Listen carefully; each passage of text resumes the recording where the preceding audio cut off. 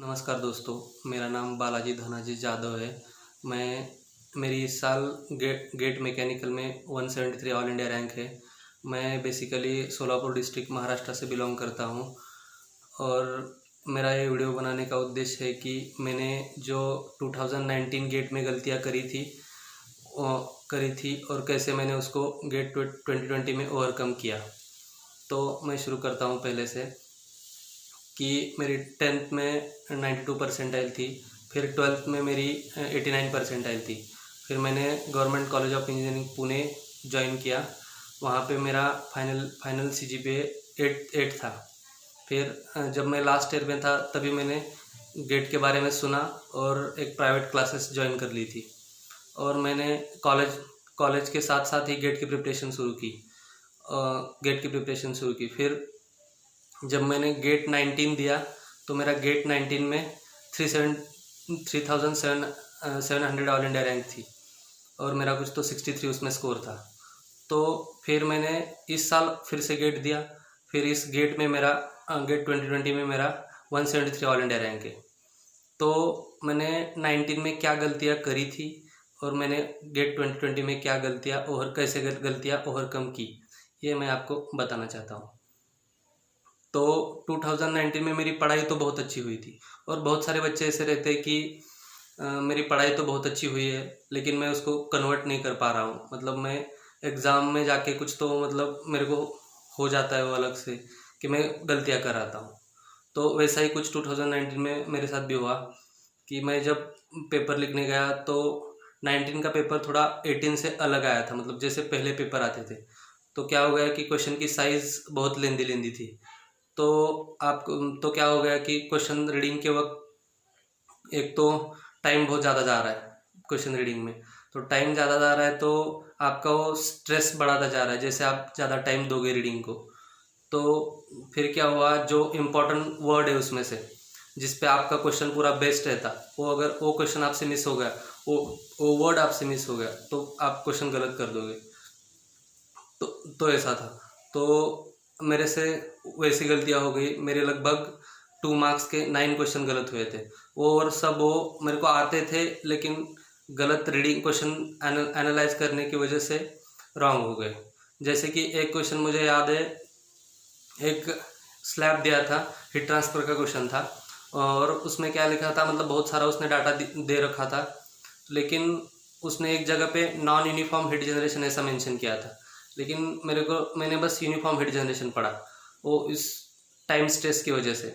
फिर और क्या हुआ कि अगर यूनिफॉर्म हीट जनरेशन रहता तो दोनों सरफेस पे स्लैब के टेम्परेचर सेम रहता, तो मैंने सीधा आंसर जो है वो लिख दिया था। लेकिन जब मैं वापस पेपर से आया फिर देखा तो मेरे को पता चला, अरे मैंने यहाँ पे गलती करी है। तो ऐसी बहुत सारी गलतियाँ हो गई, तो इसलिए मेरा स्कोर कम आ गया। फिर मैंने गेट 2020 की पढ़ाई शुरू कर दी। फिर गेट 2020 के लिए मैंने क्या स्ट्रैटेजी किया, मैंने एक प्रॉपर सीक्वेंस बनाया कि मतलब मेरे को सब्जेक्ट कैसे कवर करने हैं। अगर तुम सॉलिड मैकेनिक्स पढ़ रहे हो तो सॉलिड मैकेनिक्स में मैंने फिर सबसे पहले मटेरियल साइंस ले लिया। फिर मटेरियल साइंस के बाद स्ट्रेंथ ऑफ मटेरियल ले लिया। स्ट्रेंथ ऑफ मटेरियल के बाद मैंने प्रोडक्शन इंजीनियरिंग ले लिया। फिर प्रोडक्शन के बाद मशीन डिज़ाइन ले लिया। तो ये सब एक दूसरे के लिंक है। तो अगर आप पहले मटेरियल साइंस कर दोगे तो आपको उससे सॉम में मदद मिलेगी। फिर सॉम के बाद अगर आप प्रोडक्शन करोगे तो फार्मिंग में उसका बहुत सारा यूज़ है। अगर आप सीधा प्रोडक्शन करने जाओगे तो आपको दिक्कत आएगी, मतलब आपको समझ नहीं आएगा। तो फिर आप ऐसे ही कुछ तो कर दोगे लेकिन वहाँ पे आपका कंसेप्ट नहीं बनेगा। फिर ये बात हो गई। फिर जब 2020 और क्या हो गया, 2020 की पढ़ाई के साथ साथ मैंने ये सीक्वेंस फॉलो किया। फिर थर्मल स्ट्रीम में क्या, सबसे पहले आप थर्मोडायनामिक्स कर दो। थर्मोडायनामिक्स के बाद RAC कर दो। RAC के बाद फ्लूइड मैकेनिक्स उसमें ले लो और फ्लूइड मैकेनिक्स के बाद हीट ट्रांसफ़र कर लो। क्योंकि हीट ट्रांसफ़र में क्या, जैसे कन्वेक्शन है, कन्वेक्शन में फ्री कन्वेक्शन, फोर्स कन्वेक्शन है, तो उसमें आपका सब वो बाउंड्री लेयर थ्योरी आ जाता है। तो इसके लिए अगर आपका फ्लूइड मैकेनिक्स पहले कंप्लीट हो चुका होगा तो आपको बहुत ईजी से समझ आएगा वो। फिर जो गलतियाँ मैंने पेपर में करी थी, जैसे कि एक इम्पोर्टेंट चीज़ बताता हूँ कि अगर क्वेश्चन अभी कैसा हो रहा है कि गेट में क्वेश्चन बहुत बड़े बड़े आ रहे हैं, तो बच्चों को रीडिंग करने का टाइम नहीं मिल रहा, मतलब उसमें बच्चे फिर गलतियाँ कर रहे हैं। तो इसके लिए आप क्या करेंगे, जैसे आप आज आपने सॉम कंप्लीट कर लिया या सॉम का एक चैप्टर कंप्लीट कर लिया, तो आप उस पे से क्वेश्चन लगाने वाले हो। जैसे आपको अभी 10 क्वेश्चन है, उस पे से आप 10 क्वेश्चन लगाने वाले हो, तो 10 क्वेश्चन का एक्चुअल एग्जाम के हिसाब से कितना टाइम उस 10 क्वेश्चन को अलॉट मतलब आप दे सकते हैं। जैसे कि आप 10 क्वेश्चन 2-2 मार्क के हैं, तो उसको 15 मिनट में सॉल्व कर दोगे, तो आप 15 मिनट का टाइम लगाओ और 10 क्वेश्चन एग्जैक्टली जैसे आप एग्जाम में बैठे वैसे सॉल्व करो। और अगर नहीं हो रहा है तो आगे छोड़ के जाओ और एग्जैक्ट 15 मिनट में ट्राई करो, जितने होते हैं उतने।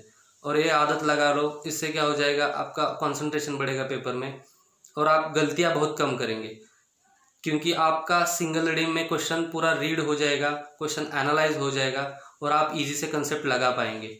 नहीं तो क्या हो जाएगा कि आप अगर आप पहली बार क्वेश्चन पढ़ेंगे, जल्दबाजी में पढ़ेंगे, फिर आपको क्या होगा, आप नीचे तक जाने तक आप ऊपर का डाटा भूल जाएंगे, आप फिर से क्वेश्चन पढ़ेंगे, तो उससे क्या हो जाएगा कि आपका टाइम जाया जा रहा है, तो आपका स्ट्रेस बढ़ेगा। उसकी वजह से जब आप नेक्स्ट क्वेश्चन पे जाओगे तो आपका इजी वाला क्वेश्चन भी गलत हो जाएगा। फिर जैसे न्यूमेरिकल डेटा टाइप आते हैं, जैसे फिल इन द ब्लैंक्स रहते हैं, तो उसमें आपको बहुत ज़्यादा ध्यान देने की ज़रूरत है।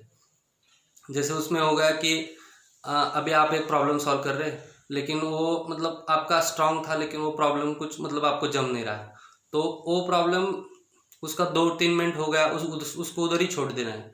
उसको उधर ही छोड़ दे के आप नेक्स्ट क्वेश्चन की तरफ जाएंगे, और नेक्स्ट क्वेश्चन की तरफ जाते वक्त आप पीछे के क्वेश्चन का कुछ भी ध्यान में नहीं रखेंगे। आपको बस ये देखना है कि मैं ये क्वेश्चन कैसे 100% सही करूँ, इसके लिए, क्योंकि जो न्यूमेरिकल डेटा टाइप रहते हैं उधर आपको गाइड करने के लिए ऑप्शंस नहीं है। तो ऑप्शंस नहीं है तो उधर इनफाइनाइट वेज ऑफ आंसर, मतलब आप कौन सा भी आंसर कर सकते हैं ऐसे।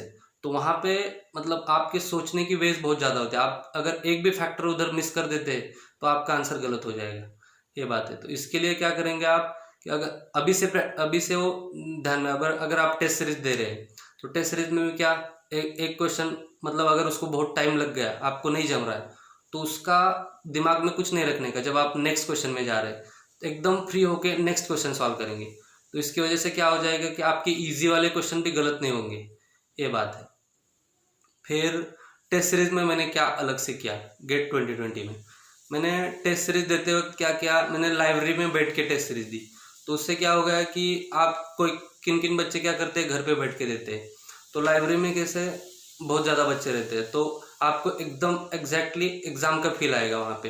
तो सब बच्चे मतलब वो अपना कुछ ना कुछ पढ़ रहे हैं और आप उसमें टेस्ट सीरीज दे रहे हो, तो एग्ज़ाम में भी वैसे ही रहता, आपका एग्ज़ाम किसी आयन डिजिटल में वगैरह रहेगा। तो ये बात हो गया। फिर आप जब पेपर भी देते हैं तो पेपर भी हर एक टेस्ट ऐसे दे दो कि जैसे आप आपका मेन एग्ज़ाम ही दे रहे हो। तो उसमें क्या कि अगर आप, जो मैंने अभी सब गाइडलाइंस बताई, कि अगर आप किधर मिस्टेक भी करते हो जब टेस्ट सीरीज ख़त्म होने के बाद, तो वो क्वेश्चन कहाँ पे तो लिख लो, ऐसे करो। तो टेस्ट सीरीज में बहुत ज़्यादा फोकस करना है आपको। टेस्ट सीरीज सभी देनी है, टेस्ट सीरीज अच्छे से देनी है। फिर टेस्ट सीरीज में और क्या बता सकता हूँ, टेस्ट सीरीज में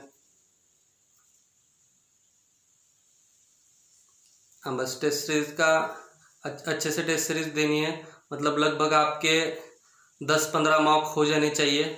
और एग्जैक्टली मतलब, और ऐसा नहीं कि आप आधा पेपर सॉल्व कर रहे हैं फिर किधर तो गए फिर आके आधा पेपर सॉल्व किया, ऐसे नहीं करना है। मतलब आप अगर एग्जैक्टली 3 घंटे देना ही है, मतलब आज टेस्ट देनी है, 3 घंटा सुबह दे दो, फिर पूरा पेपर एनालाइज करो, दिन भर क्या क्या गलतियाँ करी, गलतियों को लिख लो कहाँ पे, तो ये करो। और मेरा एक मानना है कि जिसने मतलब साल भर एकदम अच्छे से पढ़ाई की रहेगी, तो उसका मतलब गेट के लिए तो अच्छे से प्रिपरेशन हुआ ही रहेगा। बस वो क्या करेगा कि एक पेपर में जाके वो गलतियाँ कर सकता है, गेट का बस इतना है। तो आपको वो उसी दिन के लिए प्रिपेयर करना है, ये बात है। तो बस कि मेरा ये वीडियो बनाने का यही कोशिश थी कि आप मेरी गलतियों से सीखें और ये गलतियाँ ना करें। धन्यवाद।